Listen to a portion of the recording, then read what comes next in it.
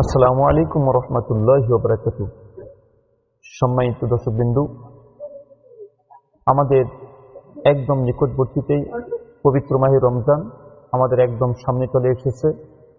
আল্লাহ পাক রব্বুল আলামিন কুরআন কারীমের মধ্যে ছোট্ট একটি আয়াতে কারিমার মধ্যে তিনি বলেছেন, ইয়া আইয়ুহাল্লাযীনা আমানু কুতিবা আলাইকুমুস সিয়াম কামা কুতিবা আলাল্লাযীনা মিন ক্বাবলিকুম লাআল্লাকুম তাত্তাকুন। হে ঈমানদারগণ, তোমাদের জন্য রমজানের রোজাকে ফরজ করে দেওয়া হয়েছে যেমনি করে তোমাদের পূর্ববর্তীদের উপরেও ফরজ ছিল। তো আল্লাহ পাক রব্বুল আলামিন, আমরা একটা বিষয় এখানে লক্ষ্য করতে পারি। আল্লাহ পাক রব্বুল আলামিন যেই বিষয়গুলোর উপর খাঁটিভাবে নজরদানাভাবে যে কথাগুলো বলেছেন, যা হচ্ছে কুতিবা, কুরআন কারীমের মধ্যে যেইগুলোর উপর বিশেষ করে তাৎপর্যশীল যে বিষয়গুলোকে আল্লাহ পাক রব্বুল আলামিন সেই বিষয়গুলোকে কুতিবা আলাইকুম দিয়ে সম্বোধন করেছেন।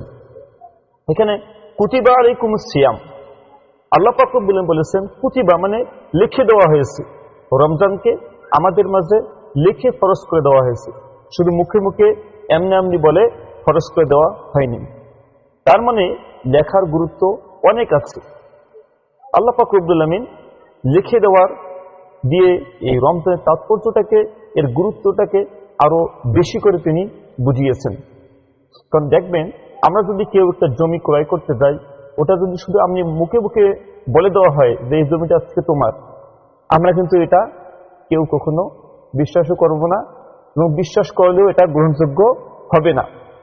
তো কি করতে হয়, জমি জমা ক্রয় করতে হলে এবং মোটা অঙ্কের কোনো টাকা লেনদেন হলে এটা দলিল হিসাবে কলম দিয়ে লিখে লিখে এটাকে রাখতে হয়।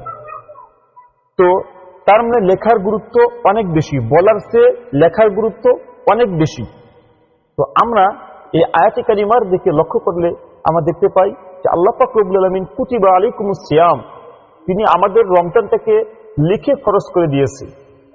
তো আমরা এই রমজানের যে গুরুত্ব আমরা এই আয়াত থেকে বুঝতে পারি যে রমজানের গুরুত্ব অনেক বেশি এবং অপরিসীম।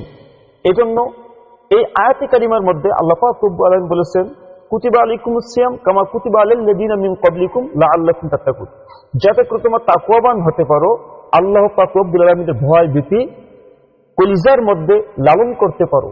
না, আল্লাহর ভয়, মূলত রমজানটা এসেছে এই আয়াতে কারিমার মাধ্যমে আমরা জানতে পাই যে আল্লাহর ভয় যেন আমাদের অন্তরের মধ্যে জারি হয়। তো আসুন আমরা সামনে রমজান সঠিকভাবে পালন করার চেষ্টা করব। আল্লাহ পাক রব্বুল আলামিন আমাদের সবাইকে পবিত্র মাহে রমজানের যথাযথভাবে তার হক আদায় করার তৌফিক দান করুক।